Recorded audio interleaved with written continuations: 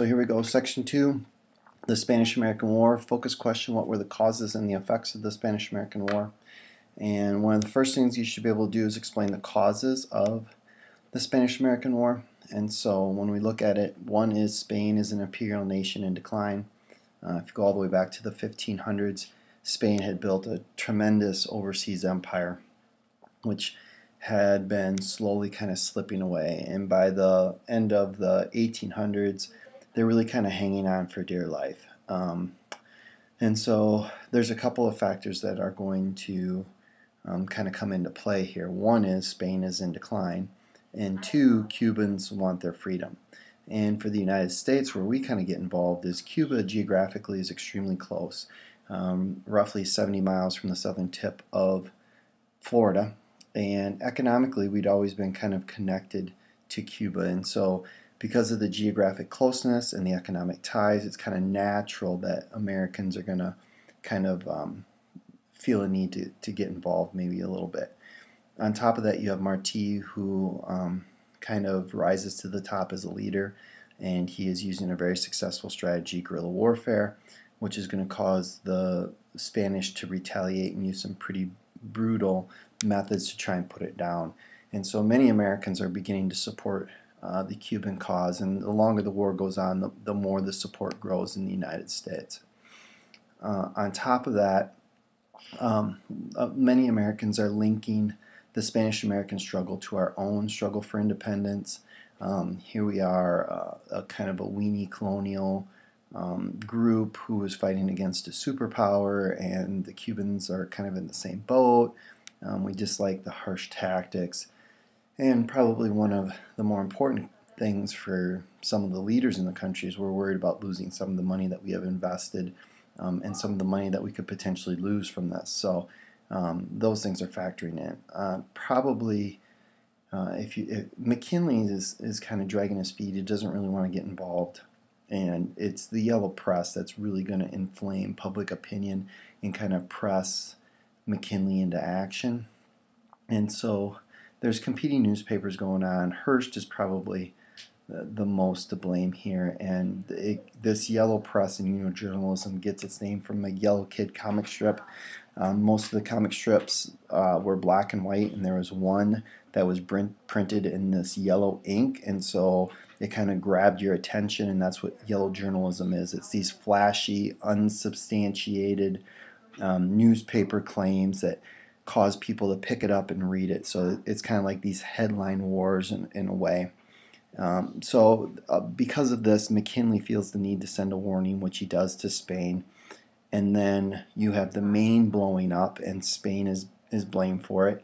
And later on, it's evidence shows that it's really a faulty design and the use of poor coal that leads to it. There's a series of ships of the same class that had very similar problems and very nearly blew up and sank. So this is something that, it had nothing to do with Spain or a landmine. It had to do with the fact that we used cheap coal and didn't do a very good job of designing our ships. So, but anyway, nation goes to war. Remember the Maine becomes the rallying cry. Because of the Maine, Congress is kind of forced into action. They pass a series of 4 resolutions, and perhaps the most important is the Teller Amendment, because the Teller Amendment basically says that we really aren't interested in taking over Cuba when the war is over. And so in a lot of ways that prevents us from doing the one thing that maybe many Americans had kind of hoped we would have done, which is to take over Cuba. So it was probably a good amendment, but it was one that probably Congress regretted a little bit later. If we identify the major battles, I mean, there really are not a ton of major battles, to be quite honest. I mean, we're looking at a war that really, in the grand scheme of things, only lasts a few months. And if you look at the actual major battles, there aren't very many, and it's pretty short-lived. But Americans rally in support of the war. Something like 250,000 Americans signed up, something like that. So you get a great number of people who are interested in serving their country and doing what they feel is their duty and helping free the Cubans. Dewey sails to the Philippines, and this is an extremely pretty short war. He defeats the outdated Spanish Navy at Manila Bay relatively quickly, and on land you see Emilio Aguinaldo, who leads the Filipino nationalists and joins American forces in driving the Spanish out. And then the Philippines is essentially over fairly quickly. U.S. forces win in Cuba. American forces are poorly trained and lack supplies, and you see more people die from the disease from battle. It begins in early June. It's over in early July, and probably the most important battle is San Juan Hill, and Teddy Roosevelt leads the Rough Riders on a charge up San Juan Hill. And the Rough Riders are an interesting group because they're a mixture of Western cowboys and Harvard grads. So the two groups of people that Teddy Roosevelt had hung out with, the cowboys out in South Dakota and the Harvard grads they went to law school with, it's really kind of a bit of an eclectic group in a lot of ways. And it's kind of an interesting story to see this and how it all worked out. If we look at the consequences of the war and include the debate over imperialism, if we look at the effects, the Treaty of Paris, Spain had given up Cuba, Puerto Rico, Guam, and it sold the Philippines to the United States. And suddenly we find ourselves in the position of being a bit of an overseas imperial power. And this leads to a pretty heated debate.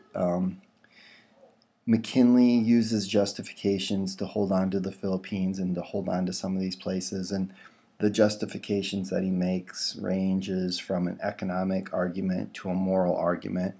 And to be honest with you, in my opinion, the moral argument doesn't always hold up to scrutiny very well. And you see Twain and William Jennings Bryan arguing against it, and they're not the only two by any stretch of imagination. There's an anti-imperialist league that forms, but there's quite a few leaders that see us being hypocritical, or see the United States as being hypocritical, and they also feel we're becoming a little bit too much like maybe Europeans, and the whole point of being American is not to be European, I guess. So that's kind of grating at them a little bit. And for Mark Twain, he really struggles with the irony and the hypocrisy of some of this stuff. So anyway, America eventually assumes this new role in the world, because if we're going to hang on to these places, we have to defend them. And so that's going to expand our influence to other places. We're now kind of in a heated competition with Europe. And many people in America, especially economic leaders, want to see us gaining access to new trade. So that's this section.